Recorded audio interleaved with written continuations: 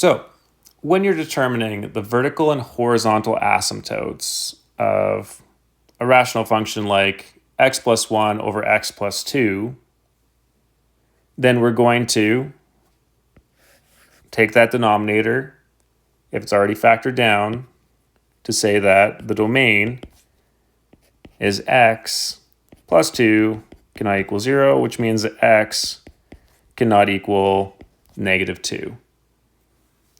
This is also going to be our vertical asymptote because we do not have a common factor in the numerator. So I have a vertical asymptote at x is equal to negative 2.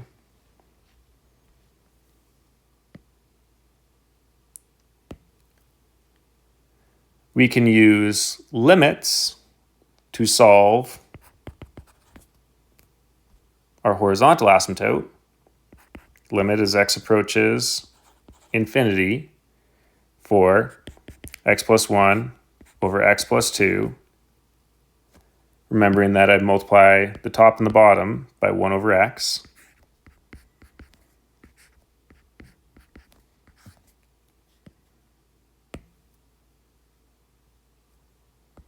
Which is going to equal the limit as x approaches infinity for 1 plus 1 over x divided by 1 plus 2 over x. Those two are going to approach 0. And that's going to leave me with 1 over 1, or just 1. So I'm going to have a horizontal asymptote at y is equal to 1. If you remember the rules from 30-1, we could also say that if I have a polynomial numerator and denominator, and they both have the same degree, if I divide the leading coefficients, 1 and 1, then that's going to give me my horizontal asymptote, which is great, except for when we get to example B, where we have a radical in the denominator, then how does it apply? Because all those examples that we saw in 30-1 only had it where it was a polynomial in the numerator and a polynomial in the denominator. So if I take a look at the denominator for the vertical asymptote in this case, or looking for the domain, then I'm going to say that the domain is that the square root of x squared plus 1 has to be greater than 0, or x squared plus 1 has to be greater than 0. X squared would have to be greater than negative 1, and I couldn't really square root both sides here because it's going to be a negative, which means that in this case, I have a domain of XER, which means that I'm going to have no vertical asymptote.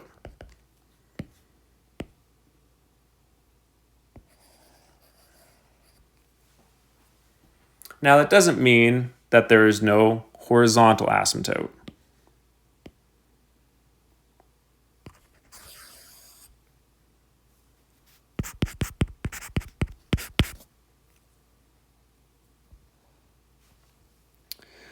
One of the things that we need to remember, and it's going to apply here,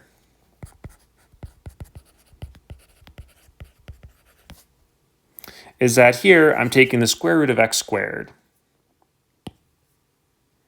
Well, the square root of x squared was our definition for, or one of our definitions for, the absolute value of x. we know this splits into the piecewise,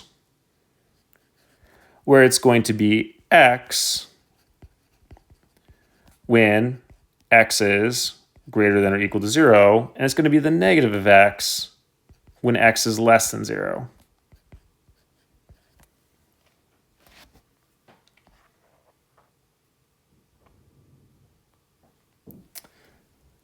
So if I'm trying to apply it the same way that we did the previous examples, and I'm saying I have the limit as x approaches infinity, or in this case, because it splits into approaching or is greater than or equal to 0, so as it's approaching positive infinity and when it's approaching negative infinity, as x approaches positive infinity for x plus 3 over the square root of x squared plus 1, then if I'm trying to multiply by 1 over the biggest degree, or the degree for x that I'm trying to cancel out, then that's going to be the square root of x squared, which means that I'm going to multiply the numerator and denominator by 1 over x squared. Sorry, 1 over the square root of x squared, I should say.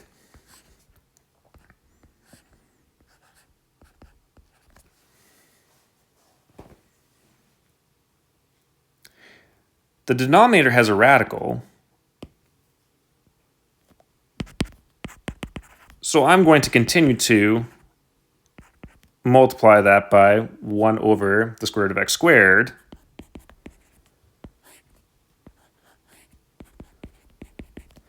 But the numerator doesn't have a radical, so I'm actually going to multiply that by the equivalent, 1 over the absolute value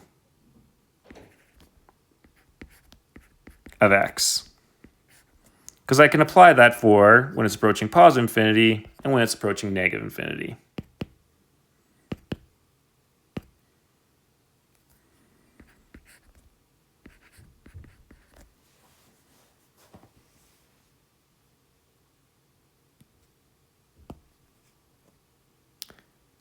In the numerator, that's going to give me the limit as x approaches positive infinity for 1 over, sorry, not 1 over, x over the absolute value of x plus 3 over the absolute value of x. In the denominator, the square root of x squared times 1 over square root of x, and 1 times 1 over the square root of x squared is going to give me the square root of 1 plus 1 over x squared.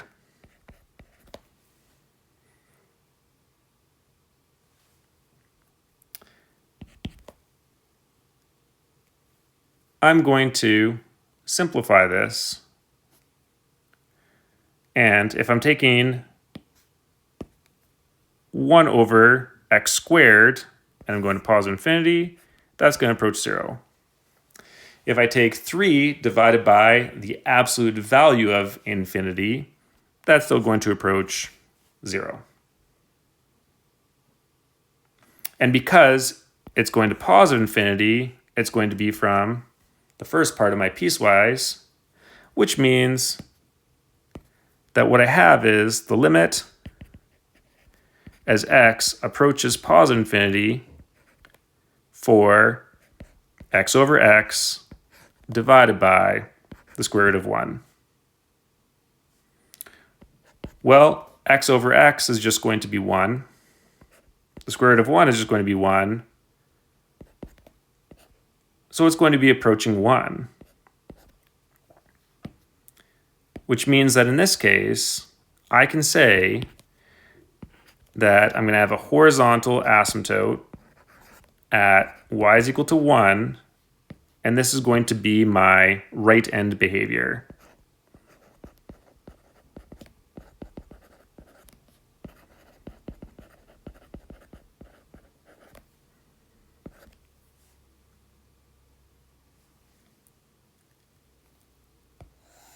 This is pulled from when it's approaching negative infinity, when it's going to the left. So let's take care of that situation. It's going to be very similar. The limit as x approaches negative infinity for x plus 3 over the square root of x squared plus 1, I'm going to multiply it by 1 over the absolute value of x divided by 1 over the square root of x squared. This is going to give me the limit as x approaches negative infinity for x over the absolute value of x plus 3 over the absolute value of x, all divided by, same as last time, the square root of 1 plus 1 over x squared.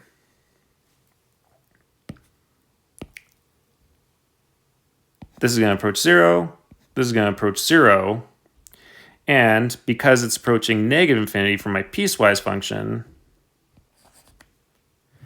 the absolute value of x in this case isn't going to become positive x. It's going to become negative x.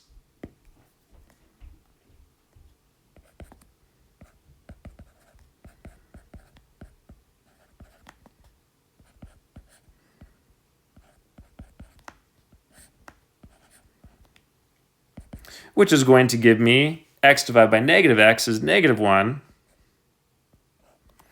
over the square root of 1 is 1, which means that this is going to approach negative 1. So I'm going to state that I'm also going to have a horizontal asymptote at y is equal to negative 1, and that is going to be my left end behavior.